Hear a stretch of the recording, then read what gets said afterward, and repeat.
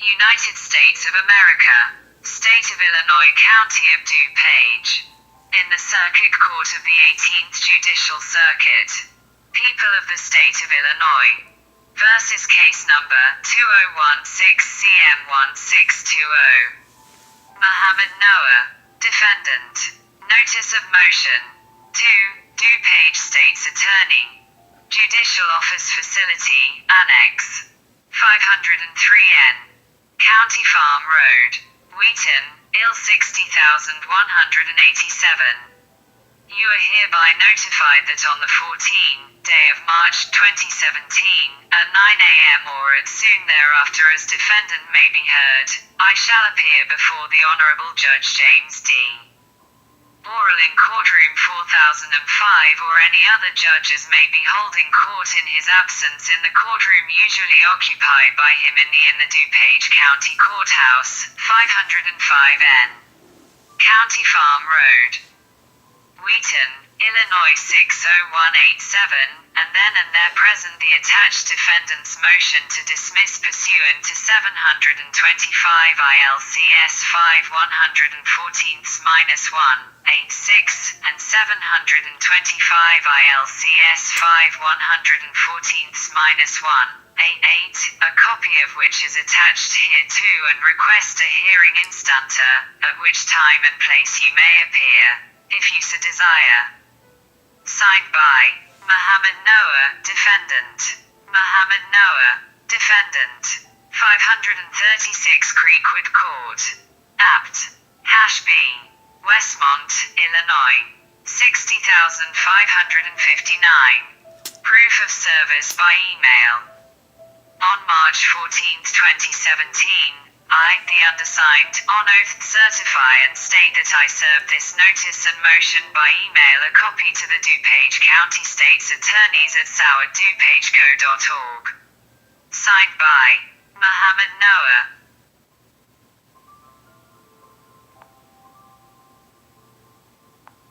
United States of America, State of Illinois, County of DuPage. In the Circuit Court of the 18th Judicial Circuit.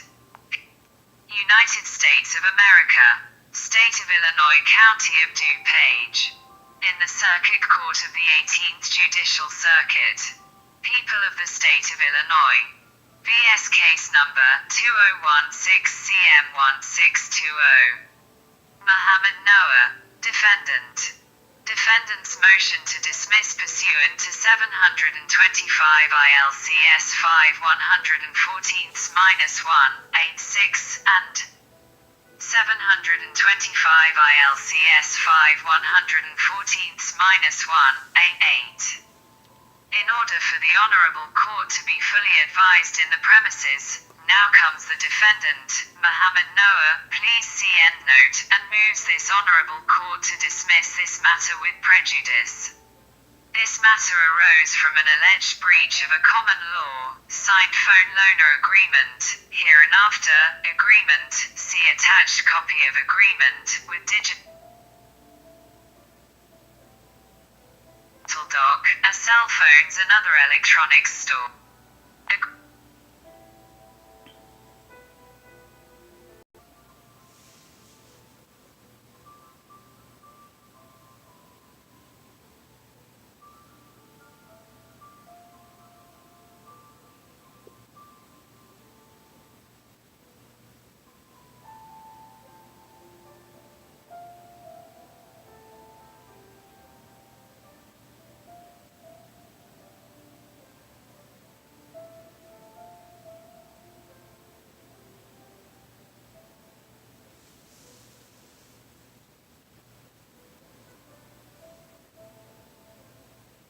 Agreement is omitted from the complaint while it is included in the police report, in which a copy of agreement is attached herein. According to the police report, Digital Doc employee advised that the store would be willing to sign a complaint against Mr. Noah, defendant, if they did not get the loaner phone back, but if the phone is returned or paid for, they would consider the matter closed. That is the obligation on defendant per term of agreement. agreement was necessary because Digital Doc sold to defendant a defective LG phone, hereinafter LG. In support of his motion, defendant states as follows. Defendant in this case has been charged by way of complaint with one count of theft. Under 720 ILCS 5/16-1 for conduct allegedly occurred on May 11, 2016. That the count, a Class A misdemeanor, alleges that defendant, at 2:06 p.m. 11th day of May 2016, consumer committed the offense of theft, 720 ILCS 5/16-1 knowingly exerted unauthorized control over property of Digital Doc, being one Apple iPhone 6, having a total value less than $500, intending to deprive Digital Doc permanently of the use of the property. Factual background. On March 2, 2016, defendant purchased from Digital Doc 2 certified pre-owned mobile phones, Samsung Galaxy 5 and LG, advertised by Digital Doc to be one of the best selection in town, certified pre-owned phones, one that come with industry-leading 30-day warranty guaranteed by Digital Doc. Defendant paid in full for the purchase by about $140 cash and $180 by his Bank of America debit card. See attached copies of bank transaction.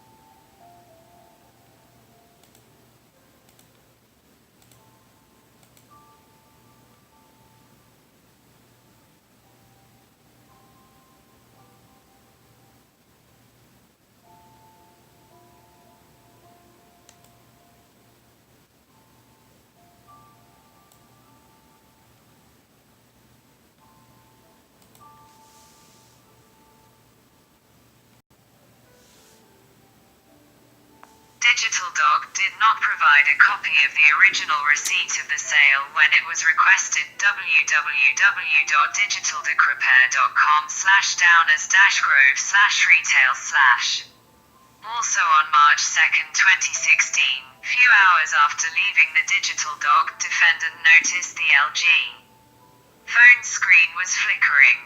It was too late to go back to Digital Doc to get a full refund or exchange under the warranty, because Digital Doc was closed for the day. On March 3, 2016, defendant went back to Digital Doc with the LG and requested full refund or exchange under the warranty, but Digital Doc offered only to repair LG. Defendant picked LG after about 2 days. Digital Doc's technician stated to defendant that he replaced the screen of LG. On or about March 9, 2016, defendant noticed the screen of LG started flickering again, and most of the touch buttons on the screen were not working. Defendant took defective LG phone back to Digital Doc, showed them the new problem, and asked Digital Doc for a full refund or exchange, but Digital Doc technician told defendant they will repair the defective LG phone because it has a warranty and there is nothing to worry about. Few days being without a phone, defendant picked up LG after it was repaired. On or about March 14, 2016, and after the second repair of LG, defendant noticed a black circle on the screen.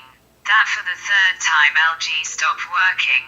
Therefore, defendant took the defective LG phone back to Digital Doc, showed them the new problem and again asked Digital Doc for a full refund or exchange of the defective LG phone. But Digital Doc refused and said they will repair it and I should have no problems with the phone anymore. Defendant was not satisfied with Digital Doc's service as any reasonable customer would be. On the next day, defendant called Digital Dog to inquire about the defective LG phone. Digital Dog told defendant that the parts they have in the store do not work for the LG phone, so they need more time to get the parts to repair LG. Therefore, again defendant asked Digital Dog that he is not satisfied with the LG phone and asked for a full refund or exchange pursuant to the warranty of the defective LG. However, Digital Dog told defendant they will give him a loaner phone until they repair the defective LG phone. On March 30th, 2016, and after not hearing from Digital Dog and being without a phone, defendant considered getting a loaner phone from Digital Dog. Therefore, defendant signed the common law loaner agreement, and Digital Dog authorized defendant to have the possession of the loaner Apple iPhone 6 with a retail price of $480 in return for about $100 defective LG. The agreement states, the above loaner phone is yours for the period of the repair at no charge, and should you, defendant, decide to keep the loaner phone that was loaned to you, you will be charged its full retail price as shown above, $480 plus tax. Noting the price of the loaner phone is about five times the price of the defective LG. On or about May 3, 2016, Digital Dog recycled defendant's LG phone. That's LG. Phone is no more, stated one of Digital Dog's manager in an email to defendant's family. On May 11, 2016, in spite of Digital Dog knowing defendant's address, and instead of putting defendant on due notice of the completion of the repair of LG, if it was repaired, that was Digital Dog's obligation under the warranty and the agreement, and in spite of Digital Dog recycled LG as above, Digital Dog called Downers Grove Police Department and filed an incident report case number 0116006548, alleging theft of a loaner phone by defendant for the alleged breach of agreement by defendant. In the incident report, Digital Dog employee advised that the store would be willing to sign a complaint against Mr. Noah, defendant, if they did not get the loaner phone back, but if the phone is returned or paid for, they would consider the matter closed. That is the obligation on defendant for term of agreement, which was necessary because Digital Dog sold a defective LG phone to defendant. That Digital Dog is enforcing the terms of the common law agreement and punishing defendant for the alleged breach of the common law agreement by using the criminal justice system, while Digital Dog itself breached the warranty agreement and the loaner agreement. Legal principles and argument. A. Whether a breach of a common law, civil law agreement such as agreement is a criminal offense in the state of Illinois. That a trial court may dismiss an indictment on any ground in Section 114-1(a) of the Code of Criminal Procedure of 1961, or if the defendant has suffered a prejudicial denial of due process. People v. Oliver, 859 NE 2D 38, 43, 2006. The jurisdiction of the criminal court in Illinois is clearly stated in 720 ILCS 5/1-5A1, and C, Sec. 1-5, State Criminal Jurisdiction. A person is subject to prosecution in this state for an offense which he commits while either within or outside the state by his own conduct or that of another for which he is legally accountable. If 1. The offense is committed either wholly or partly within the state, or b. An offense which is based on an omission to perform a duty imposed by the law of this state is committed within the state regardless of the location of the offender at the time of the omission. Source PA 91-357, F. July 29, 99. Emphasis added. Furthermore, Illinois Statutes Chapter 720. Criminal Offenses Section 5/1-3. 720 ILCS 5/1-3. Applicability of Common Law Section 1-